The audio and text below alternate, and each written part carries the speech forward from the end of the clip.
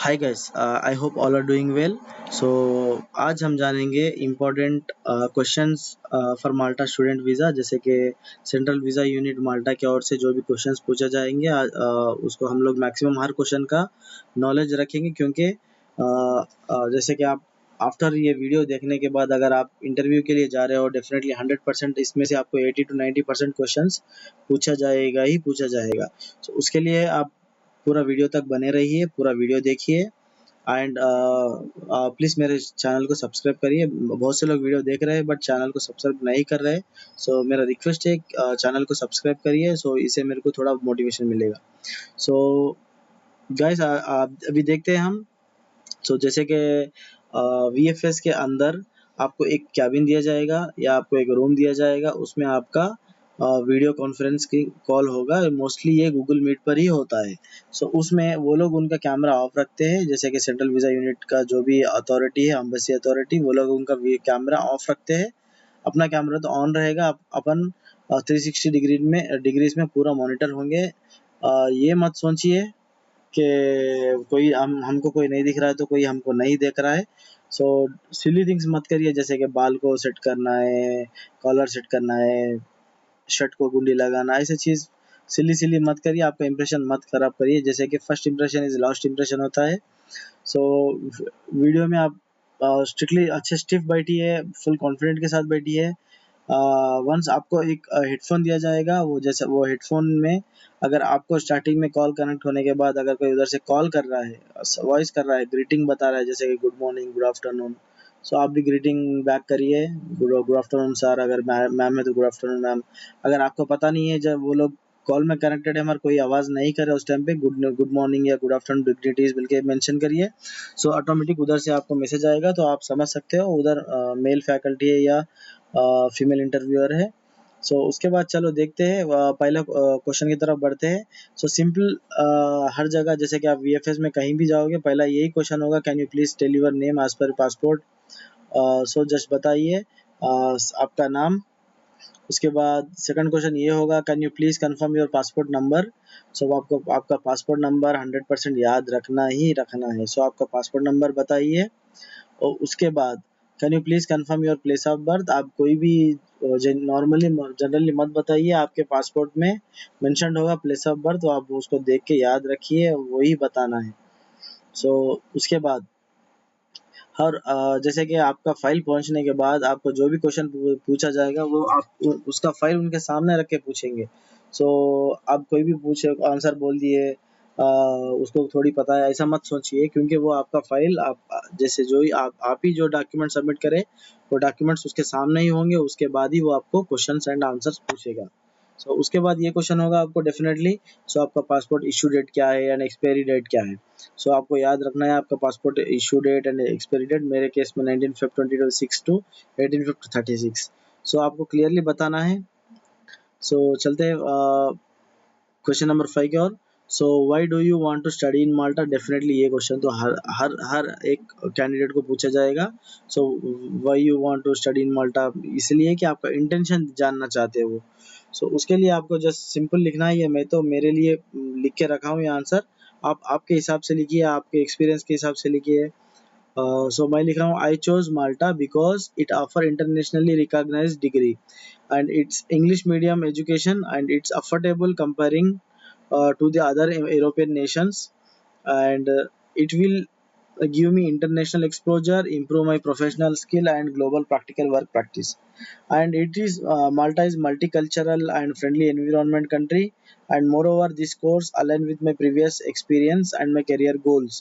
And इसमें ये भी पॉइंट ऐड कर सकते हैं, Indian weather and Malta's weather are similar, so it's easy to settle down there. So ये भी पॉइंट ऐड कर सकते हैं उसके अंदर, बाकी आपकी मर्जी।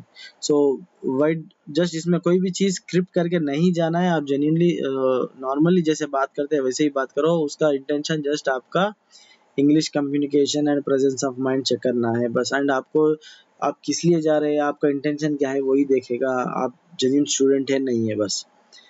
Why did you choose the particular institution? अगर आपका कोई इंस्टीट्यूशन का कोई ओल्ड हिस्ट्री है, रेपुटेशन है, तो आप उसको पॉइंट मेंशन करिए। मेरे केस में मैं लावेलिटी इंस्टीट्यूट में सेलेक्ट किया हूँ एंड HRM कोर्स भी सेलेक्ट किया हूँ, मैं इसीलिए इसमें मेंशन किया हूँ। I chose Lavaleta Institute because it offer human resource management course that matches my career goals. I like this practical course structure, industry focused curriculum and English medium teaching. So ऐसे simple कोई भी बता सकते हो आप। One line two line, one word two word answer नहीं बताओ, minimum one line और टू लाइन का आंसर बताओ। सो उसके बाद समटाइम्स ये भी पूछ सकते हो वो लोग, आप लाइबिलिटी इंस्टीट्यूट चूज करने से पहले कौन सा ऑप्शंस में रखे थे, कौन सा इंस्टीट्यूट को आप सर्च करें, उसके बाद आपको ये फाइनल करना पड़ा। तो उस सिचुएशन में आप एटलीस्ट एक दो से चार यूनिवर्सिटीज और इंस्टीट्यूट का नाम जस्ट याद रखिए। पूछेंगे तो बता सकते हैं कि हाँ मैं स्विस स्कूल ऑफ मैनेजमेंट से भी काउंसलिंग लिया था, इंटरनेशनल इंस्टीट्यूट बाई माल्टा भी लिया था, सेंट मार्टिन इंस्टीट्यूट भी ट्राई किया था। ट्राई नहीं किया था, जस्ट नॉलेज लिया था। आपका सब्जेक्ट उसमें मैच हो रहा नहीं है, इसलिए मैं ये पर्टिकुलर कोर्स या इंस्टीट्यूट चूज किया हूँ, बल्कि इसके बेस पे हम बता सकते हैं। सो जस्ट नॉलेज के लिए आपको एक दो से चार कॉलेज का नाम या नाम पता करिए या याद रखिए बस। चलो उसके बाद देखते हैं, why did you choose this course? So बताइए। आज जैसे मेरे सिचुएशन में जो सिमिलर है मैं बता रहा हूँ। आज I have experience into administration, HR coordination departments, and I was worked into Saudi Arabia as a project coordinator into HR department and administrative department. So I chose this human resource management course because I want to build my career into HR management. This course will help me to develop in recruitment, employee relationship and performance management and employment laws. It is good to fit my career goals and it will strengthen my management and leadership skills. So आपको जो भी बताना है ऐसे ही similar वाला बताइए जो आपके प्रीवियस एक्सपीरियंस से मैच करता हो। So coming to question number 8, why not study in home country? सो आपको कोई चीज़ नेगेटिवली नहीं बताना है, क्लियरली बताइए। जो भी बताएंगे आप पॉजिटिवली बताना है, ऐसा नहीं बताना है मेरे कंट्री में एजुकेशन सिस्टम सही नहीं है, कुछ नहीं। क्योंकि इसमें ये देखा जाएगा कि आप अपॉर्चुनिस्ट है, आप आपके खुद कंट्री को रिस्पेक्ट नहीं कर रहे, सो ये चीज़ की वजह से भी वीज़ा रिजेक्शन हो सकता है। सो बी पॉजिटिव, जस्ट बताइए India has many good institutions, but I chose Malta because the course offers me international learning exposure or environment and practical teaching approach and internationally recognized qualification or degree. So studying in Malta will give me a global exposure as I was have already worked internationally. The skills will support my long term career goal. So आपका simple बता दो, positively बताओ, सो वो convince हो जाए आपकी बात से, बस उतना ही। So coming to question number 9, what is the duration of the course or starting and end dates? So आपको नॉर्मली ये भी बताया जाए, आप पूछेंगे डेफिनेटली, क्योंकि आपका कोर्स स्टार्ट डेट कब है, आपका अभी मतलब वीज़ा प्रोसेसिंग को कितना गैप है, वो चेक करने के लिए वो बस पूछेगा। उस टाइम पे बताओ मेरा कोर्स का ड्यूरेशन 1 ईयर है and it will be start from 30 सितंबर 2026 टू सितंबर 2027। वो इसलिए देखता है actually Malta visa student visa application का एक रूल है, मिनिमम आपको 9 वीक टू 10 वीक के प्रियर आपको फाइल सबमिट करना है। सो वो जस्ट वो चीज़ के लिए ये भी पूछ सकते हैं वो लोग। सो उसके बाद डेफिनेटली ये पूछा जाएगा what modules are subjects you will study in this particular course. So उससे पहले आप ब्रीफली आप वो कोर्स के जैसे कि अभी मेरे सिचुएशन में 5 मॉड्यूल्स है, contemporary human resource management, leading managing and HR development, resourcing and talent management and development and performance management, employee relations, investigating a business issue from a HR perspective. So sometimes वो पूछेंगे आप लोग थोड़ा briefly बताओ subject में क्या सीखोगे, जैसे कंटेम्प्रेरी ह्यूमन रिसोर्स मैनेजमेंट में क्या सीखोगे। सो उस टाइम पे जस्ट आप नॉलेज के लिए रखिए उसमें क्या मॉड्यूल में क्या एक्सप्लेन किया जाएगा, किस टाइप का सब्जेक्ट होगा। सो उस टाइम पे आप बता सकते हो this module teach me a modern HR practice include how HR support business growth and employee engagement and organizational success। So ऐसे ही आपके जो भी मॉड्यूल्स है उसका ब्रीफ जस्ट नॉलेज के लिए मालूम करके रखिए। मे बी वो ये भी पूछ सकता है जैसे कि परफॉर्मेंस मैनेजमेंट क्या है, इसमें क्या मॉड्यूल है, क्या एक्सप्लेन करते हैं। So this module explains organisation set goals, evaluating employ performance, provide feedback and improve the productivity. So just ऐसा बस आपको नॉलेज होना चाहिए क्या मॉड्यूल्स पढ़ रहे हो, मॉड्यूल का एंड ऑफ द आप मॉड्यूल से क्या लर्निंग कर रहे हो। सो उसके बाद coming to question number 11, who is sponsoring your education. Definitely मेरे केस में I am a self sponsor, so just my question मैं शॉर्टली लिखा हूँ, I am sponsoring for myself as I was having my personal earnings from my savings and I have attached my bank statement for your reference। Simple बता दो, वो अगर वो bank statement miss भी किया तो आपके आंसर के बाद वो बैंक स्टेटमेंट भी क्रॉस चेक कर लेगा। So coming to question number 12, what does your sponsor do. अगर आपका कोई पेरेंट आपको स्पॉन्सर कर रहा है या आपका कोई कजिन कर रहा है, आपका गार्जियन कर रहा है, उस टाइम पे आपको आप बताना है कि आपके पेरेंट क्या करते हैं, आप क्या ऑक्यूपेशन है या क्या बिजनेस है। उसके बाद coming to question number 13, how will you pay or cover your tuition fees and accommodation expenses. Same answer दे सकते हो आप। अगर आप सेल्फ स्पॉन्सर्ड है तो सेल्फ स्पॉन्सर्ड है, ऑलरेडी में सेविंग्स है, मेरे पास बैंक स्टेटमेंट है, चेक कर लो। अगर आपका स्पॉन्सर है तो मैं आपके स्पॉन्सर मेरे को गाइड सपोर्ट करेंगे एंड मेरे स्पॉन्सर के जो भी बिजनेस से जो भी इनकम आएगा उससे मेरा fees and accommodation expenses fulfil हो जाएगा। जस्ट शॉर्टली कोई भी आंसर दे दो आपके हिसाब से, स्क्रिप्ट नहीं करो, नॉर्मली जेन्युइन आंसर दो, जैसे कि आप नॉर्मली कोई सोच के नहीं बात करते हो ना, सिंपली वैसा बस।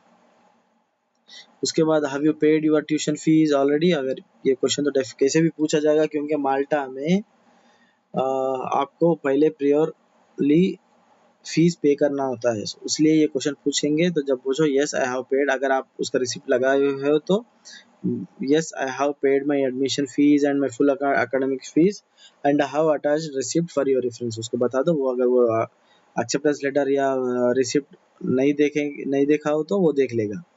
उसके बाद coming to question number 15, what is your course fee. बताओ जस्ट मेरे केस में ये 7,000 यूरो है, just simply say it's 7,000 euros. Where will you study in Malta. आपको आपका स्टडी लोकेशन पता होना चाहिए। मेरे केस में लावेलिटा इंस्टीट्यूट है, मैं क्लियरली बताऊंगा Lavelita institute, Agora business tower, level 2, Valley road, Msida. उसके बाद coming to question number 17, do you have any relatives in Malta. मेरे केस में नो, अगर है तो आप बताइए। मैक्सिमम नो ही बताइए क्योंकि वो लोग सोचेंगे रिलेटिव सेटल्ड है, ये भी सेटल होने के लिए आ रहा है, इसलिए बेटर से नो सर और madam, I don't have any relatives resided in Malta. Question number 18, what are your plans after completing the question। This will check your intention, why you are choosing Malta, why you want to study in Malta or you want to work in Malta। उसमें यही question आपका visa, ऐसे समझ सकते हैं ये एक question पे बेस होगा आपका वीजा 50% अप्रूवल या rejection ratio.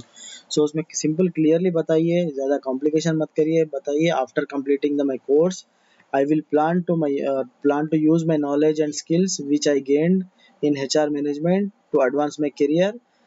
On priority I will back to India or I will back to India and I will join my previous companies or else I will go back to Saudi Arabia as I was already having working experience there। Just ऐसे ही बताइए कि आपका intention माल्टा में stay होने का नहीं होना चाहिए बस। And question number 19, do you have intent to work in Malta। As I told you earlier, simply बताइए no, because my first priority is get settled in India or I will move to Saudi Arabia, as I was already have working experience in India and Saudi Arabia and my younger brother is resided in Saudi Arabia। definitely no, I will come back to India। बस इतना ही mention करिए। उसके बाद बताइए question number 20, what are your career goals. Shortly बताइए, maximum हर question similar ही होगा, आप जस्ट अब इतने क्वेश्चंस जो प्रिपेयर होने के बाद मिनिमम इसमें से 10 से 12 तो पक्का पूछा जाएगा, 80 to 90%। आपका अगर आप अर्ली पहले से ही प्रिपेयर्ड है, वेल प्रिपेयर्ड है, तो आपका वीज़ा रिजेक्शन होने के चांसेस बहुत बहुत कम होंगे इंशाल्लाह। Coming to question number 20, what are your career goals। simply बताओ, my career goal is using my human resource management skills after completing the course and get the leading position in India or Saudi Arabia। जैसे कि मैं Saudi Arabia में already काम कर चुका हूँ, इसलिए मैं बार बार सऊदी अरेबिया मेंशन कर रहा हूँ। So coming to question number 21, what was your previous academic background. Just अगर आपका ग्रेजुएशन के बारे में पूछे तो बताओ। It's level 6 course and I have completed my graduation into BCom and computer applications, जो भी है so. So coming to question number 22, levels of, definitely ये पूछा जाएगा क्योंकि माल्टा एजुकेशन सिस्टम में या यूरोपियन स्टैंडर्ड सिस्टम में ये लोग लेवल्स में देखेंगे, क्रेडिट स्कोर में देखेंगे। सो वो लोग पूछेंगे how your previous sorry level of course and ECTS score क्या है। ECTS means European credit scores. So उसमें बताओ आई हाउ, मेरे केस में मेरा लेवल 7 कोर्स है। सो I how choose level 7 course and it's 60 ECTS credits। खलास इतना ही बताओ। तो उसके बाद how your previous academics and and this present chosen course are associated or linked each other बोल के पूछे तो उस टाइम पे आपको ये बताना है my previous academic background has given me a strong business and commerce foundation। Because मैं बीकॉम से ग्रेजुएट हूँ, इसलिए मैं मेरे सिचुएशन का क्रिएट कर रहा हूँ आंसर। सो अगर आप कोई साइंस से बैकग्राउंड करते हो, बैकग्राउंड है अगर मैथ से या कोई कंप्यूटर साइंस से, तो आपके हिसाब से आप इसको अरेंज कर लीजिए। So HR management course is natural progression because now I am focused on people management and employee relationship and developing leadership skills which helpful for me to enhance my career। So just simply बताओ। उसके बाद why you have gap in your study. So मेरे case में I have gap of 10 years।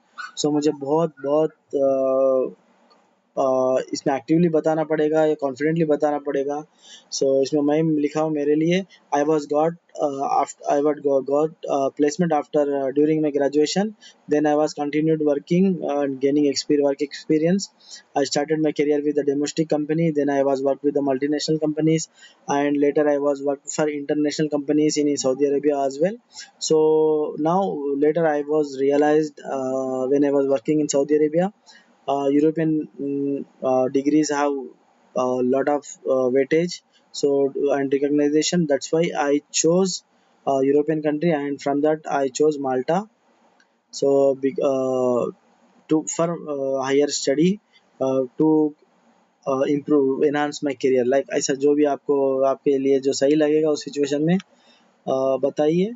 So gap को cover करना है, थोड़ा माल्टा को थोड़ा बढ़ा के बताना है कि भाई आपका एजुकेशन सिस्टम अच्छा है, आप अफोर्डेबल बताते हो, आपका फ्रेंडली एनवायरनमेंट है, तो वो लोग भी अ, अच्छा लगेगा। जैसे कि हमको इंडिया के लिए कोई गाली दिया तो अच्छा नहीं लगेगा, कोई इंडिया के लिए अच्छा बोलेगा तो हम भी बंदा भी अरे अगले वाला अच्छा है बोल के हम भी सोचेंगे ना। So same situation, end of the day human nature तो वही होगा। सो इसलिए Uh, उसके बाद coming to question number 25, are you a genuine student. Definitely tell yes I am a genuine student.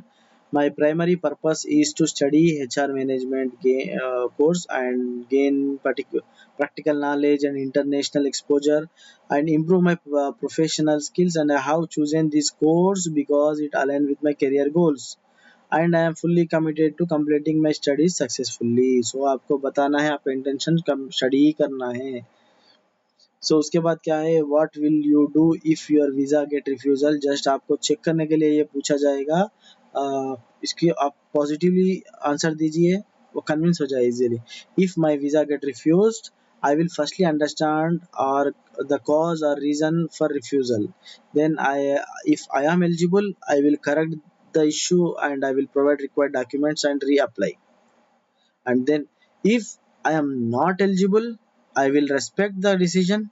so ये पॉइंट को वो लोग बहुत लाइक करेगा। I will respect the decision and I look for the another suitable option for my higher education. So इसमें भी आप positively बताएंगे, जैसे कि अगर वीज़ा रिजेक्शन भी हुआ मैं फिर हायर स्टडीज़ के लिए मैं दूसरा ऑप्शन देखूंगा। सो उस टाइम पे वो सोचेगा हाँ ये हायर ये इसका इंटेंशन सही है।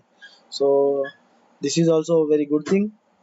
उसके बाद how your previous work experience and chosen course will be associated, same बताना है। Yes with my previous work experience I was gained domestic multinational and international work experience and I learned customer relationship administration, documentation, human resource coordination and employee relations and performance management, and this this is given me a strong business and administrative and human resource foundation।